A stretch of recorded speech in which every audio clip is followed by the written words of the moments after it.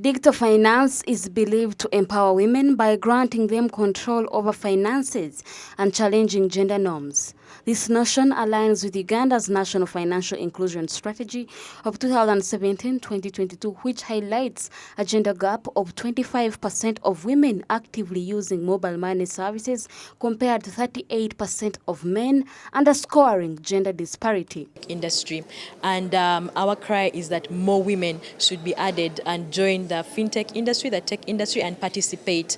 The jobs in the tech industry are really high paying, and societal norms have actually eroded the confidence of women to the point that they are not applying for these jobs, they are not joining the tech industry, they are not taking up careers in tech, and there is a need for them to actually follow this path and get a chance to participate, because their lives will improve. When we have more women in the fintech space, their lives are definitely going to improve because of the opportunities that they will get out of being in the tech industry.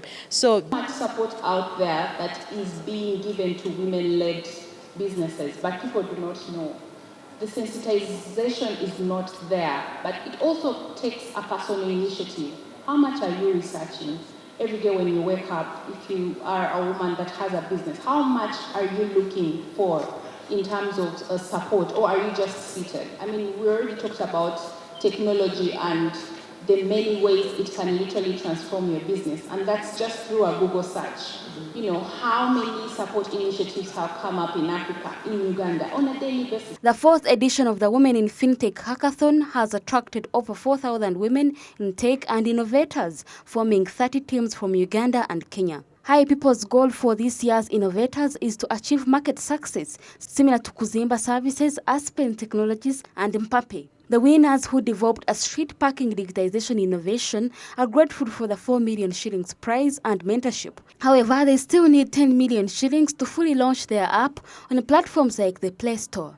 We've showcased on the panel, the first panel, successful products or successful teams that have been here before. They started their fintech products in the hackathon, and they've gone on to start companies, and their products are already in the market. So the solutions that they're designing here are highly sellable because they are addressing pain points that most people face, especially women and the last mile people. So yeah, it's not just halabalu. They are addressing real world problems, and if they're able to do that, then we've not invested much actually, because we need a lot to do so that we launch our product.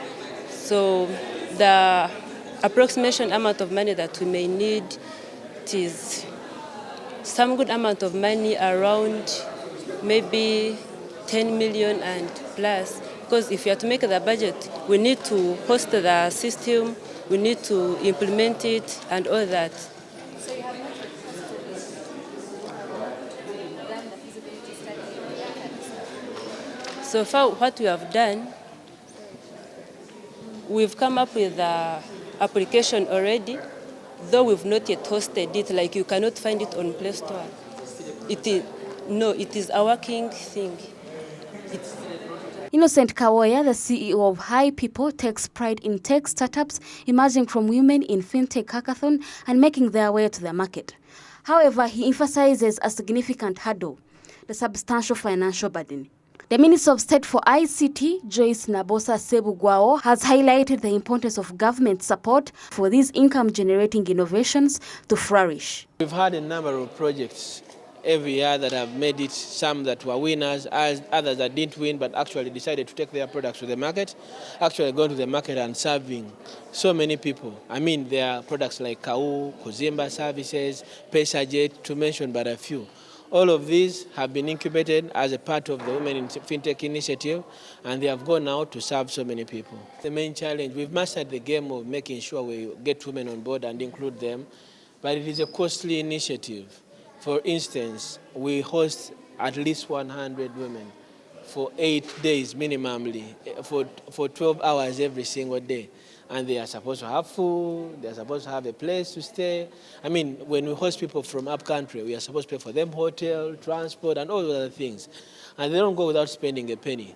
Of course, probably that should be the most immediate challenge that we are facing. But we are working on all ways of partnering with government and other stakeholders. Of course, we're very thankful to the Bill and Melinda Gates Foundation that has been a very, very responsive partner from the beginning. That they meet almost every single cost of what we do to date, and they make sure they do this every year and timely to make sure that these women have a chance to access skills and new technologies that can help them accelerate their way of leading their way in making use of technology to advance their lives. There's one last question. Yeah. So we're talking about kati abakyala ddala basobola okwekolera emirimu gyabwe ku bwabwe nga tewaliwo muntu yenna abakozesa. Ebyo bulijjo bye tugamba nti buli muntu yeekozese. Kakati bano abakyala beekozesa bo kabaana bawala bato abamu bali mu senior 6 abamu bakyali mu universities naye batandise bizinesi ezitambula obulungi ennyo ebintu bingi ebyokukola naye abantu bagamba wakati mwami Kawooyo ali bw'omu sigama nti gavumenti emukwatiddeko era mpulira challenge tulina okusoomozebwa kw'amaanyi nnyo nga gavumenti tulina okuvaayo nga gavumenti. Ryan Habwe, Smart 24 TV, Business Today.